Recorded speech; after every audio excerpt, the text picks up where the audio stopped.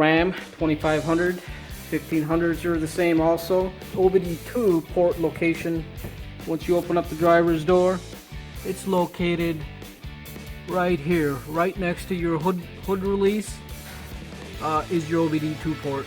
That's where your scanner or many other things will hook up.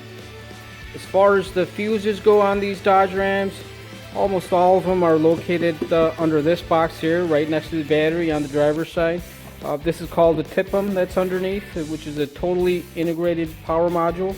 So all your fuses in here, there's two tabs. There's one here, and obviously there should be one on this side also that's broken. So you push them forward, and you're able to lift up this lid on this box to access your fuses, and that's where all your fuses are. And if you look at the lid, they are numbered here, and you can look at your owner's manual and they'll tell you which fuse is which on these. Thank you for watching.